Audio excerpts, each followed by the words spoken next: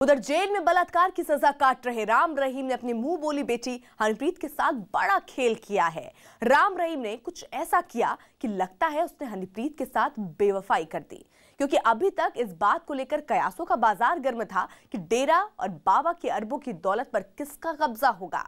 हर बार घूम फिर कर नाम हनीप्रीत का ही सामने आ रहा था, लेकिन बलात्कार के जुर्म में जेल में बंद बाबा ने ऐसा खेल किया कि सलाखों में कैद हनीप्रीत के सपने चकनाचूर हो गए। बलात्कारी बाबा की बेवफाई, जेल से किया राम रहीम ने खेल। हम ऐसे बाप हैं जो दुश्मनों के लिए अकेले ही काफी हैं।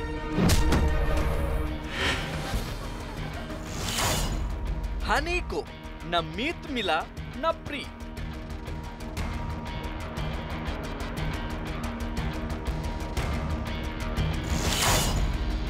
सदमे में बाबा की हमराज,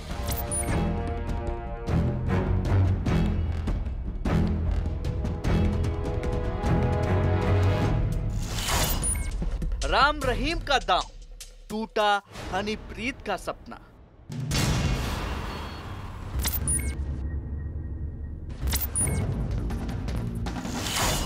हाथ से निकल गई अरबों की दौलत। बेटियां तो बेटियां ही होती हैं, चाहे हिंदुस्तान की हो या पाकिस्तान की। राम रहीम ने बेटे को सौंपी सत्ता, जसप्रीत इंसा को डेरे की कमान। हाय एवरीवन, मैं हनीप्रीत इंसा। हनीप्रीत को कौन नहीं जानता।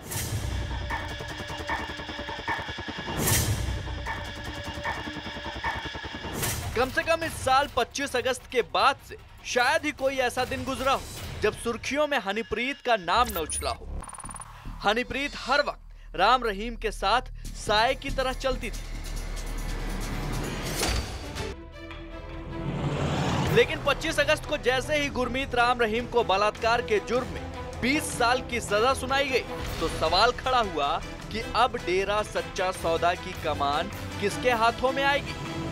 सवाल यह भी खड़ा हुआ कि डेरा की अरबों की दौलत पर किसका कब्जा होगा। और आज से पहले कयासों की मंडी में जिस एक नाम पर रजामंदी दिखाई और सुनाई दे रही थी, वो कोई और नहीं, सिर्फ और सिर्फ हनीप्रीत ही थी।